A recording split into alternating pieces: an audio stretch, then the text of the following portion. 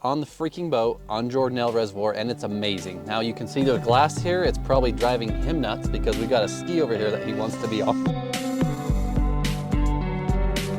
Sounds good. Welcome to Give Us It podcast, where we dive into the world of ergonomics and workspace design to help business owners and executives boost productivity and comfort. I am your host, Wes Israelson with Main Street Office, and our mission is to help provide expert advice as well as practical tips to transform the way you and your team work.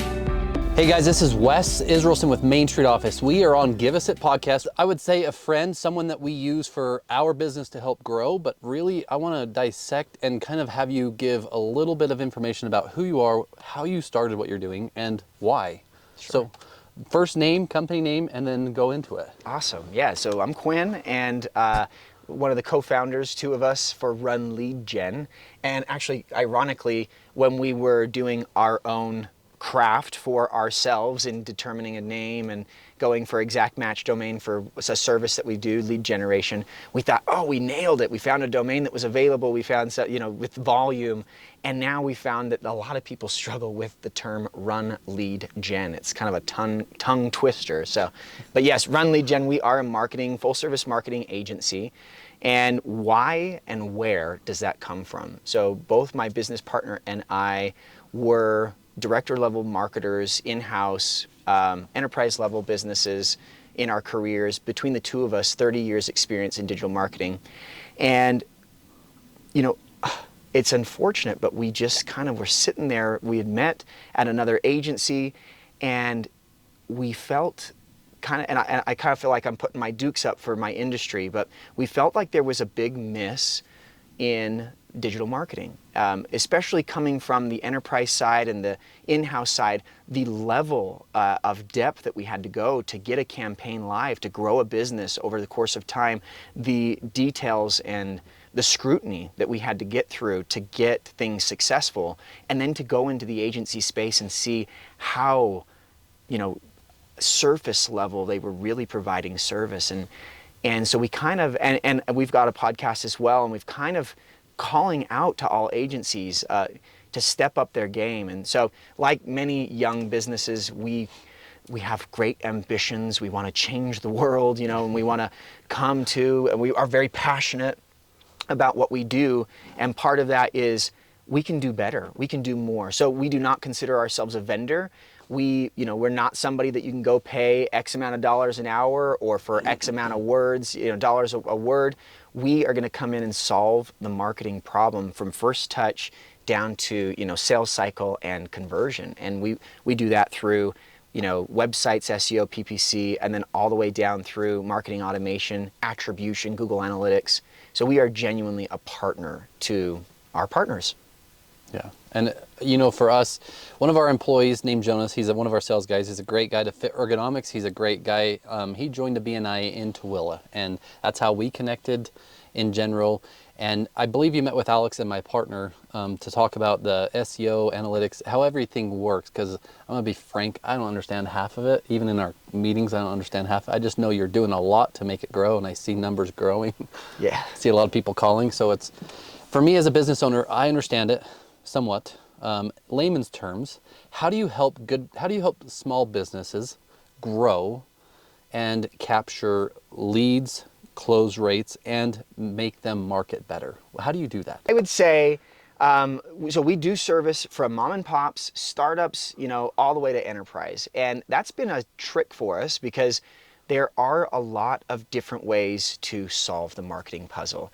And there really isn't just a one-size-fits-all, despite our best efforts to scale and to give, standardized solutions. With that said, typically we say that every business that's looking to grow, that's forward-thinking, that's proactive about their business growth, they need to be considering three major platforms. So you've got inbound marketing, you have outbound marketing, and then you have strategic business partnerships and referrals. And so we solve the inbound marketing, we'll say vein. And inside that vein are many channels. So, we always say we want to meet the user where they are. We are a digital marketing company, so we can help with offline marketing campaigns like billboards and blip and radio and things like that. But primarily our bread and butter is be where people are, where they're looking for you, and solve their problem. And so what that means is we're putting out content very similar, to what we're doing now, that shows expertise, experience, authoritativeness, and trustworthiness. Google calls it EAT, or EEAT now. It's all about showing that you can do what you do. You have to establish relationships with people and show that you actually know what you're doing. And then there's a myriad of ways to do that. But then we kind of come down the funnel. So from awareness and information gathering down to comparison, middle of funnel, best, places, and then those bottom of funnel services. You've got to get out there so that people know what you provide. And in that, you have to define who you are, and you have to create a story. And so, yeah, there are so many pieces to that puzzle. And then once we solve one piece, and it's step by step, we can solve the next piece, right? Now we're getting people in, we're going to retarget them, we're going to hit them again with some display, we're going to get email out, we're going to have marketing automation to streamline a lot of the stuff that fall between the cracks from, human error. And that's the idea, is let's solve the problem one step at a time. What problem do you solve for people? And then let's solve the problem of you sharing that and getting out to the world.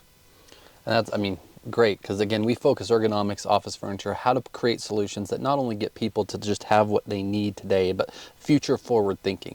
Did you plan the space right? Did you create the connection? Did you create something that's going to make your employee want to be there? So you do the same thing with, again, passions on our shirt. He told me a little story about his passion experience, his project he wrote about, and if you can't tell, he knows what he's doing.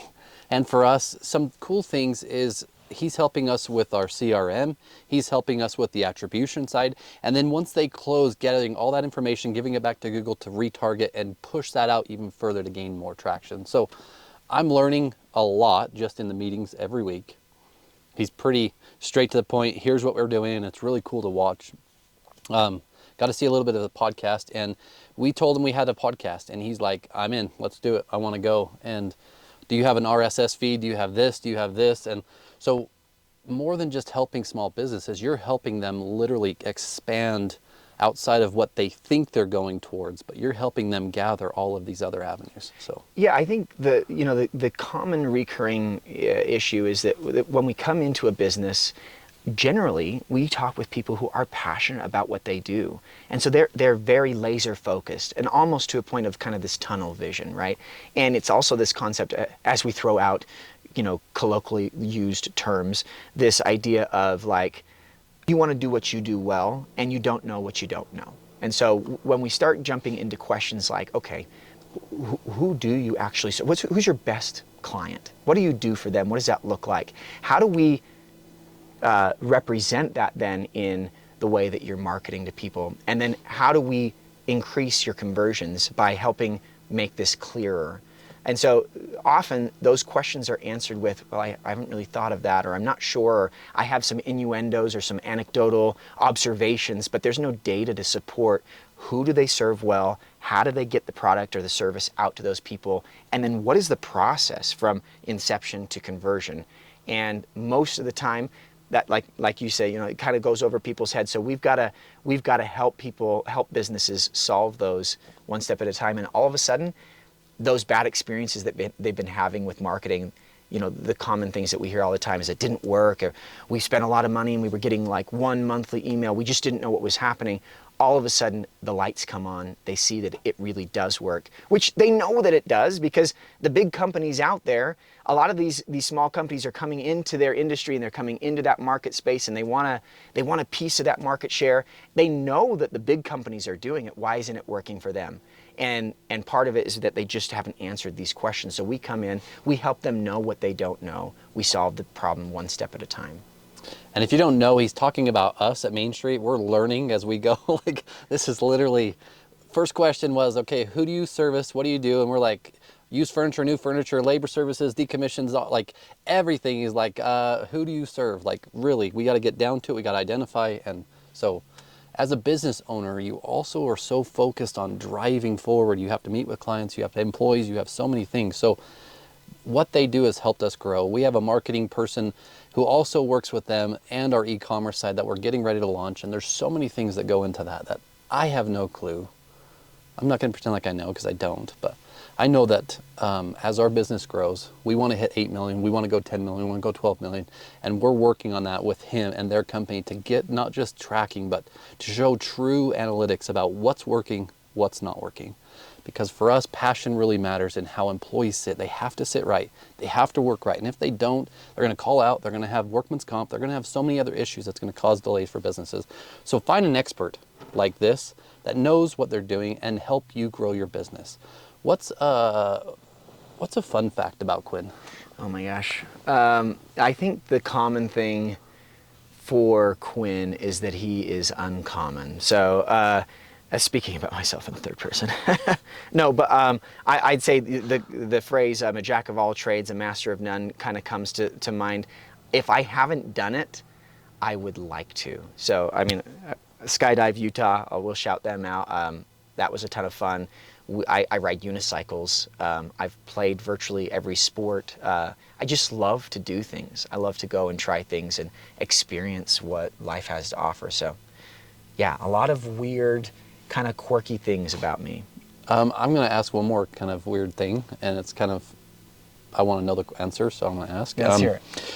Your Tesla is white, and your license plate's black. Oh boy. What is the signifying license plate mean? What is that? You're gonna showcase my nerdiness. It's such a nerdy thing, but I love it. So, yeah, I've historically, I mean, I haven't bought a lot of cars, but I like white, and I like the white-black contrast. And I had a white Jeep, and I was so proud of it. I loved it. And being up here in Summit County, I remember going to a fancy event, and I felt so posh driving up in my white Grand Cherokee, and it had some guts to it. So I started calling it Shadowfax. That's Gandalf's white horse. As I said, show me the meaning of haste is what I would say to my car. And so since then, and now I have the Tesla, and it's like run-of-the-mill, like the bare minimum Tesla you could, because I'm kind of an early adopter. I wanted to test it out. I want to see how it worked. If I liked it, when I built my basement, I ran electric for it. So I was all ready for it. But boy, it is peppy. It doesn't have like the ludicrous or the dual, nothing. And I still can't be beat at the light. And so it is a perfect name for a nerdy guy with a white car who says, show me the meaning of haste, is Shadowfax. So. That's cool. There's so many things that we've learned just connecting on a boat, listening to you talk to everyone else on the boat, and the karaoke side, the singing side, the musical side, not just the passion for helping people in the business, but your array of everything you've done. Can I ask how old you are? Oh man, I feel like it's going by so fast. I just turned 33. Yeah. In August. I guess we're still in August, just this month. So. Well, happy late birthday. Thank you. And I asked the question to say, you meet very few experts. We are experts in what we do. The business focuses on how to get people to sit right, how to get them in the right space, how to create this space that brings people together, not just in the way that people need to work in the business, but how the business needs to function future forward. And if you can't hear the expertise, the knowledge that's there, like I'm learning so much, and I'm still, some of it's over my head. So I'm not going to pretend like I know all of it, but I know our business is growing. I just want to say thanks for that. What is an ideal referral for Run Lead Gen, you and Brian?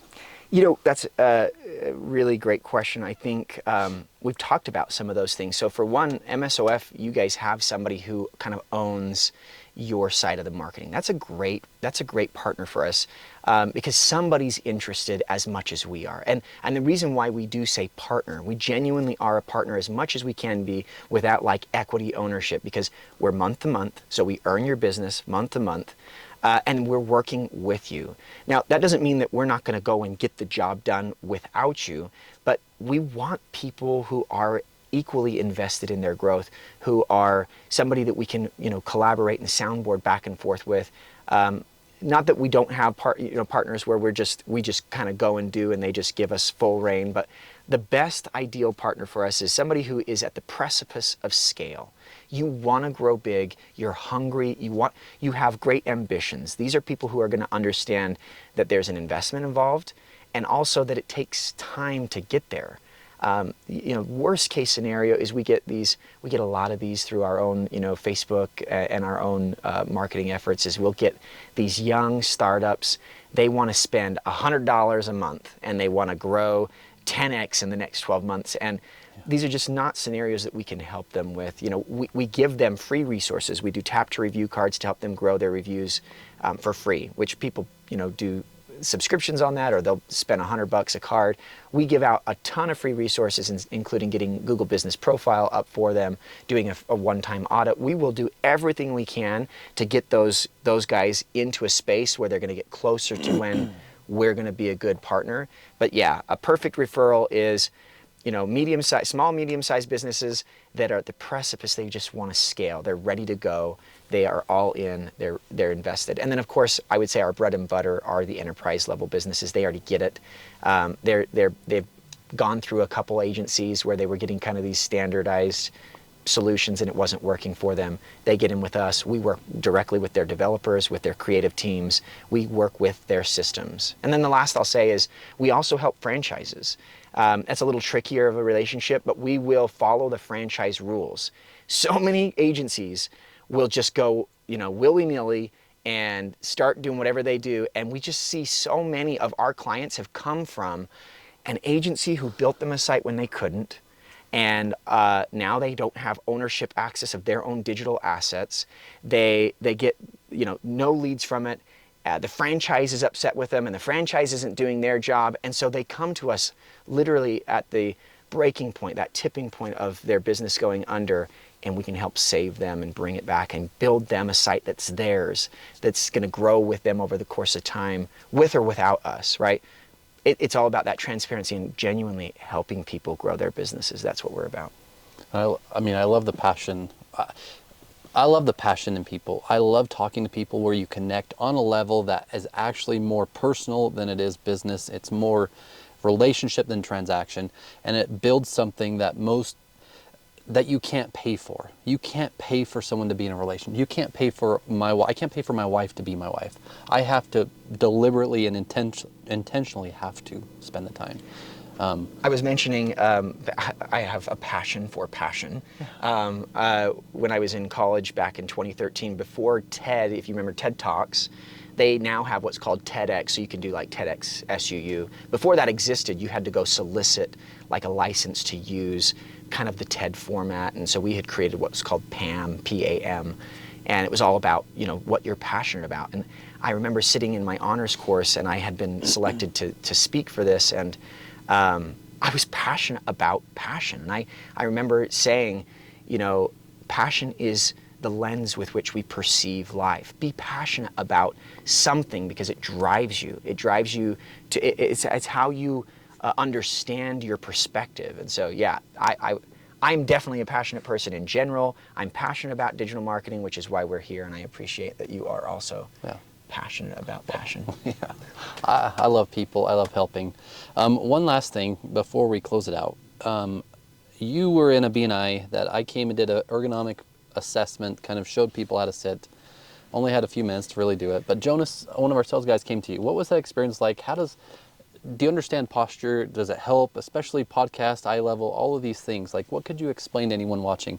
Did it help you? Did an ergonomic assessment or ergonomic fitting help? Absolutely. And so that's why we're moving forward with that for our own stuff. And but in a world, since COVID, since the pandemic, a lot of people are working from home. A lot of people, I feel like maybe it's just because I've entered into the fitness industry, but I feel like I've been more acutely self-aware of my physical fitness, especially because I'm sitting at the desk for so long. And in my industry, it's very common to have all these desk jockeys, they call us, right? And so we as a marketing industry, this is something we are doing better. And I would say just the tech space in general is doing better because they're forward thinking, they're generally early adopters, is sitting right, standing at your desk. I've got a walking pad because I can't afford to be in the situation where a lot of my parents' generation were, where they work 40 years at a desk and their body has taken the toll. And now as they kind of prepare for retirement and to be with me and my kids and their grandkids, they've sold kind of this part of their body and their life to the company that doesn't care at all about them. So it's really important in today's world, as we are all becoming more aware of just like systems and standardization, that this is one of the most basic physical things that we can do for our well-being that's going to perpetuate us into a healthy later years when we have more time to spend with our families. And so, yeah, I am a huge believer in the ergonomics and in good posture and just overall good health. And so if I'm spending 8, and in my case right now, 12 plus hours a day at a desk, I have to have good seat and good variation of, my work. Yeah. I just want to say thank you again. Thanks for being out here on this beautiful lake today on the boat. I want you to say your name one more time and the company name, just so everyone captures who's an expert in this field. And honestly, if you're a small business or enterprise, it doesn't matter. If you want to grow, here's a great avenue for that. Here's a great avenue. Yeah, Quinn Thurman, Run Lead Gen. We have a podcast as well, Run Lead Gen Radio. And if, at the very least, you can kind of get some of your feet wet with some of these technical terms and who we are and what we're passionate about and how we're building an agency full of marketers and not just overseas. It's great stuff. So. Yeah. Well, thank you so much. And if you wanted to be a part of this, it might be too late to be on this lake. However, seasonally, we are going to be talking about snowmobiling, ice fishing, and outdoors. We want to do this outdoors where it gets people in an element that they can connect, rather than just be in a room where it sounds great and the acoustics are great. It's the environment. We want to show people something different. We want to be different. We are different. That's who we are. This is Wes, Main Street Office. Thanks. Until next time, sit right, feel great, and achieve more. This is Wes Israelson with Give Us It Podcast.